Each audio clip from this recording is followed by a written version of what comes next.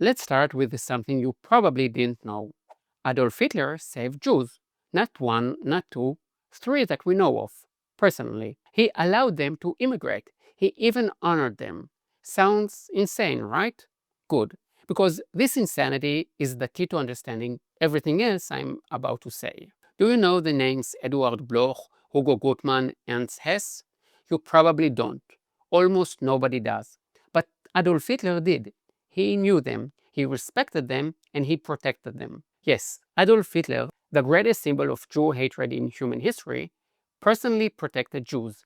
And that uncomfortable fact is the key to understanding everything that is happening today with Israel. Eduard Bloch was Hitler's family doctor. He treated Hitler's mother when she was dying of cancer. Hitler called him a noble Jew. After Austria was annexed, Bloch was allowed to sell his home at market value, something Jews were forbidden to do, and he immigrated safely to the United States with Hitler's permission. Hitler even gave him one of his paintings as a gift. Hugo Gutmann was Hitler's Jewish officer in World War I. He was the one who recommended Hitler for the Iron Cross, the medal Hitler wore proudly for the rest of his life. Gutmann continued receiving his pension despite being Jewish, and when he was arrested, he was released thanks to his connection to Hitler. He later immigrated to America. Ernst Hess also served with Hitler. Under Nazi racial law, he was classified as Jewish, yet thanks to Hitler's personal intervention, he received protection and pension payments. Think about that. The man who built an entire ideology around the destruction of Jews personally protected the only Jews he actually knew. Why? Because it was never about individual Jews. It was about what the Jew symbolized in his mind. Now, fast forward almost a century. The mechanism has not changed.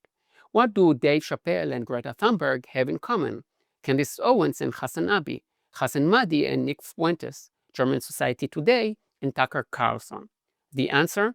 They are all sick, obsessed with Jews.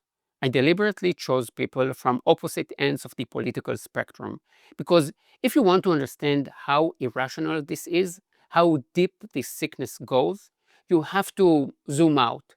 Instead of falling down every rabbit hole arguing about every tweet, clip, or headline, we need to talk about the phenomenon itself, because that's the root.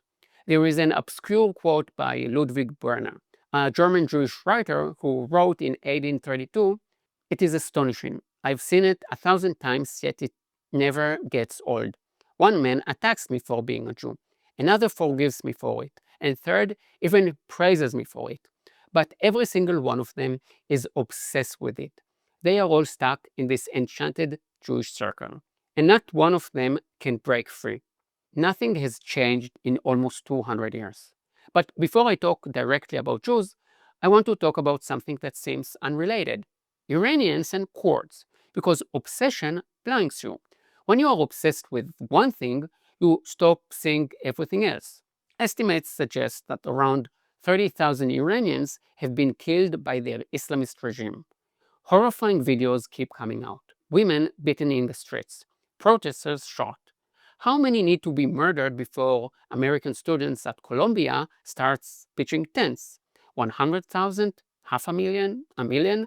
The answer is that even if a million Iranian protests were slaughtered, there would not be the same rage directed at Israel.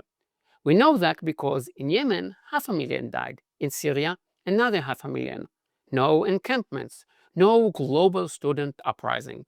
And the Kurds, an ancient people fighting for independence, betrayed by the West again and again. There is even a feminist angle. Many of their fighters are women. So where are the marches? Where are the feminists? Where are the celebrity pins? Why isn't Greta organizing a flotilla to Kurdistan? Why isn't there a global obsession? Before I answer, I will let Mahmoud Darwish answer. Mahmoud Darwish is known as the Palestinian national poet. And here he says something very true. هل تعلمين لماذا نحن الفلسطينيين مشهورون؟ لأنكم أنتم أعداؤنا. إن الاهتمام بنا نابع من الاهتمام بالمسألة اليهودية. نعم، الاهتمام بك وليس بي أنا. إذن نحن قليلو الحظ في أن تكون إسرائيل هي عدونا، لأنها تحظى بمؤيدين لا حد لهم في العالم، ونحن أيضا محظوظون لأن تكون إسرائيل عدونا، لأن اليهود هم مركز اهتمام العالم. لذلك ألحقتم بنا الهزيمة وأعطيتمونا الشهرة. لقد ألحقتم بنا الهزيمة ولكن منحتمونا الشهرة. אנחנו שרת התעמולה שלכם. نعم، أنتم وزارة دعايتنا، لأن العالم يهتم بكم أكثر مما يهتم بنا، وليست لدي أي أوهام حول هذا الأمر. The only reason Palestinians are famous is because of the Jews. And he is right. The pro-Palestinian movement is not primarily about Palestinians. It is about Jews. Let me give you examples. Palestinians in Lebanon live under apartheid. Palestinians in Lebanon cannot work in 37 professions. They are forbidden from buying land. They have lived there for 8 years and remain second-class residents. Silence. In Jordan, during Black September, thousands of Palestinians were killed. Silence. Hundreds of thousands of Palestinians lived in Kuwait. They were in favor of Saddam Hussein, so the Kuwaitis expelled about 400,000 Palestinians. Have you heard about this?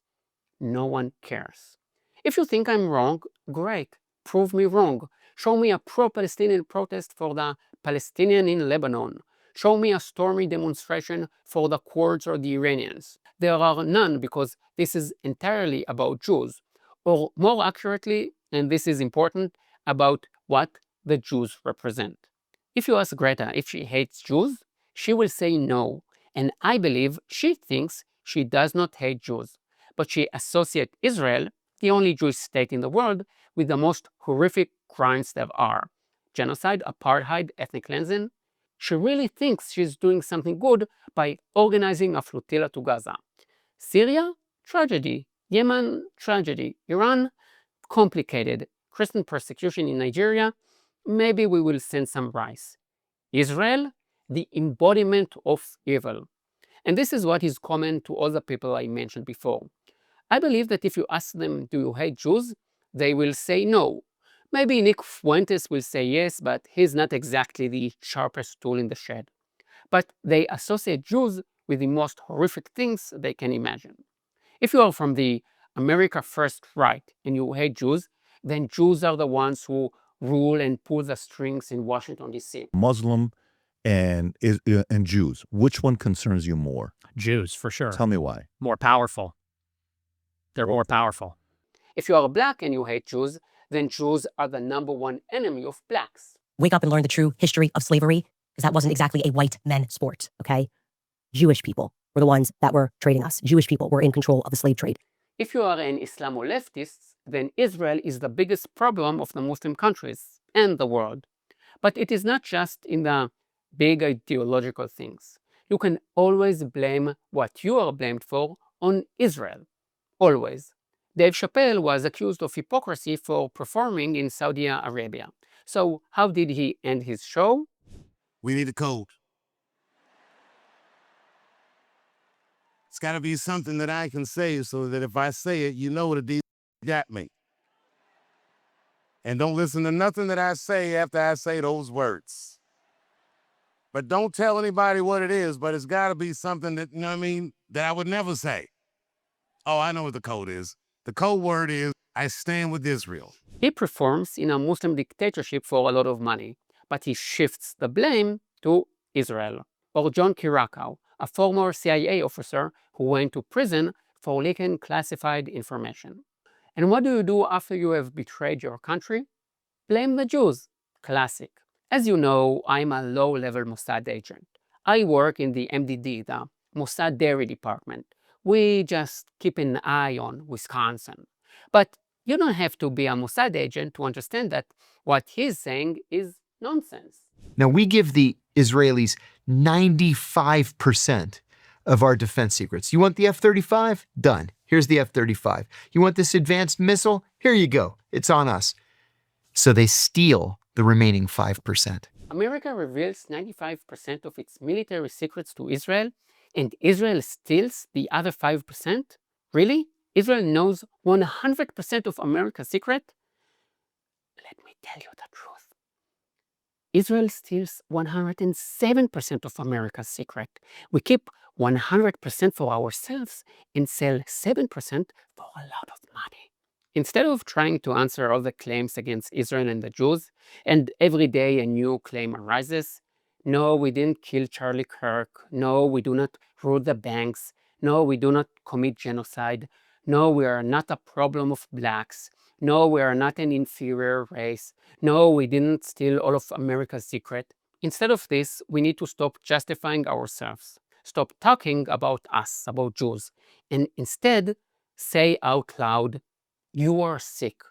You are sick because a healthy society is a society that wants Jews, because Jews add value to the society they live in. In the book of Jeremiah, it is written, and seek the peace of the city where I have exiled you, and pray for it to the Lord, for in its peace you shall have peace.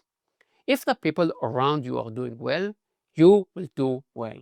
This is a basic Jewish understanding. See this short clip of Ben Shapiro, an Orthodox Jew. If you could offer one remedy to heal a sick culture, it could be physically, emotionally, or spiritually. What would that remedy be? Go to church. Go to church. I say this is a Jew. Go to church. Why do you say that as a Jew? Because this is a Christian country. And I want Jews to go to synagogue, but there ain't that many of us. This is in complete contrast to other religions. We're done hiding. We're done. We're done being tortured and hurt and judged. This is the correct religion. This is the religion that all of humanity needs to be upon, of Islam. And we will not stop until it enters every home. That's really the essence of dismantling the system of injustice, is to replace it with the people who represent the Prophet ﷺ. We have to destroy the idea of America in our heads, in our neighbors' heads, in our comrades' heads, in everybody's heads in this country. We do not want to melt into American society and disappear. We want to go into American society with Islamic ideals and revamp their thinking. We want to revamp them. We want to turn them into Muslim individuals. Where there are Jews, there is more progress, more high-tech, more research, more doctors. Jews create value. Jews are a successful and non-violent minority. Jews will not attack women on New Year's Eve or any other evening. Jews will not drive a truck into a Christmas market. Jews will not rob you on the subway.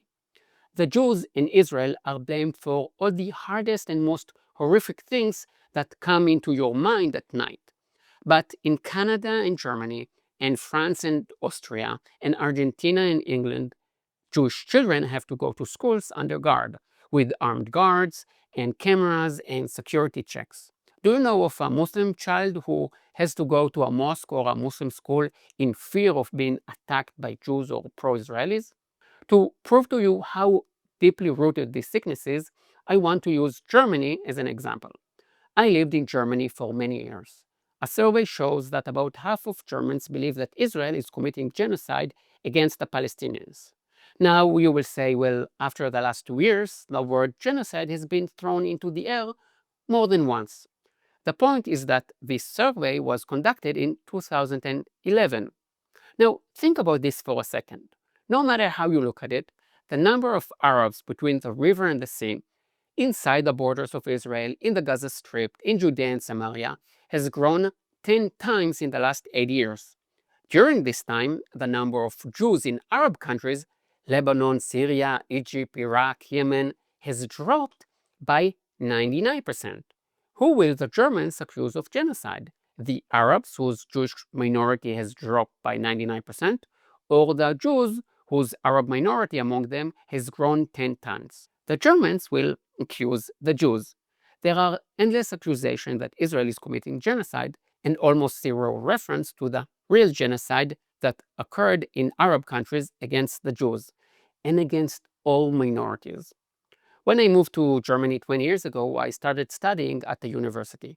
I was just stunned by the need of so many Germans to come to me and criticize Israel. It was as if it was an internal need of theirs. I said I was from Israel. I saw how the wheels in their head started turning. And then the sentence would start by saying they have nothing against Jews. Maybe they added another sentence to support this claim. And then said something against the Israeli policies, something about the Siedlungspolitik, settlement policy. In my class, there was also an Egyptian guy.